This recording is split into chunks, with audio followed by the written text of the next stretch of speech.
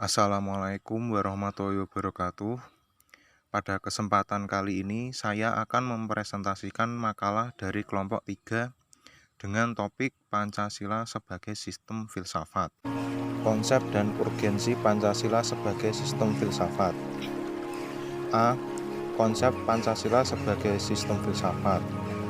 Sebagai dasar filsafat negara, nilai-nilai filosofis yang terkandung dalam sila-sila Pancasila mendasari seluruh peraturan hukum yang berlaku di Indonesia. B. Urgensi Pancasila sebagai sistem filsafat. Urgensi Pancasila sebagai sistem filsafat artinya refleksi filosofis mengenai Pancasila sebagai dasar negara. Kajian Pancasila diperlukan sebagai sistem filsafat.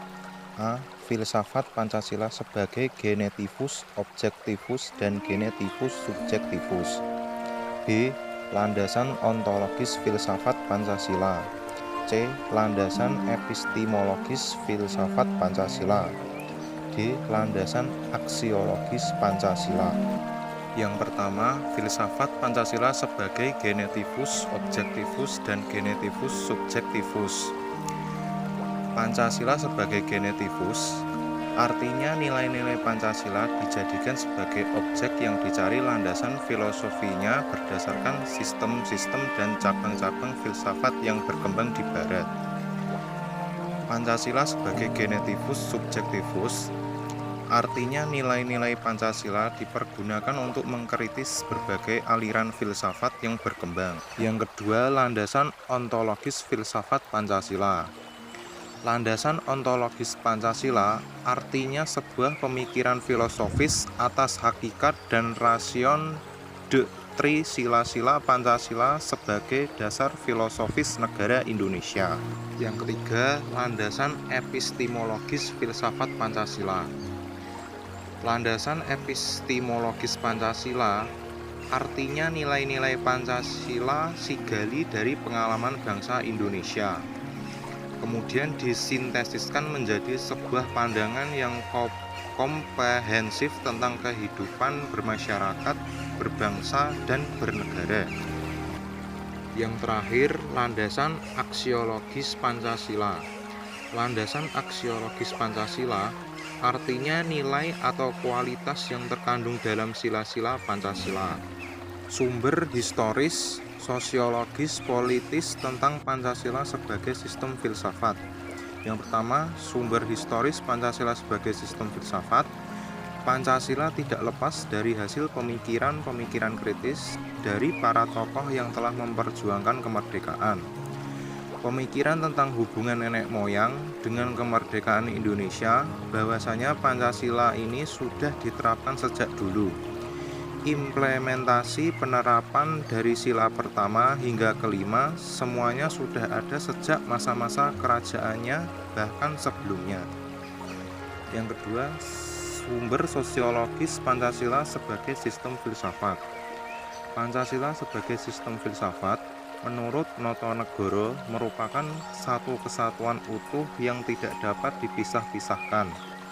Artinya, sila-sila Pancasila merupakan suatu kesatuan utuh yang saling terkait dan saling berhubungan secara koheren. Yang ketiga, sumber politis Pancasila sebagai sistem filsafat. Sumber politis Pancasila sebagai sistem filsafat dapat diklasifikasikan ke dalam dua kelompok. Kelompok pertama meliputi wacana politis tentang Pancasila sebagai sistem filsafat pada sidang BPUPKI, sidang PPKI, dan kuliah umum Soekarno antara tahun 1958 dan 1959 tentang pembahasan sila-sila Pancasila secara filosofik. Kelompok kedua mencakup berbagai argumen politis tentang Pancasila sebagai sistem filsafat yang disuarakan kembali di era reformasi dalam pidato politik Habibie 1 Juni 2011. Argumen mengenai dinamika dan tantangan Pancasila sebagai sistem filsafat. A. Pancasila sebagai sistem filsafat mengalami dinamika sebagai berikut. Pancasila sebagai ideologi bangsa Indonesia tidak selalu mendapat respon positif. Pasang surut dalam pemahaman dan pelaksanaan Pancasila tidak terus-menerus lurus. Pasti ada saja penyimpangan dalam hal tersebut dan itu menjadi hal yang wajar namun tidak sebaiknya kita lakukan. B. Tantangan Pancasila sebagai sistem filsafat. Beberapa bentuk tantangan terhadap Pancasila sebagai sistem filsafat muncul dalam bentuk-bentuk sebagai berikut.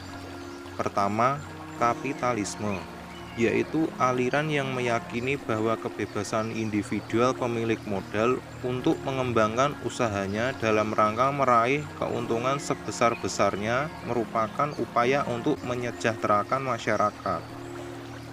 Kedua, komunisme adalah sebuah paham yang muncul sebagai reaksi atas perkembangan kapitalisme sebagai produk masyarakat liberal.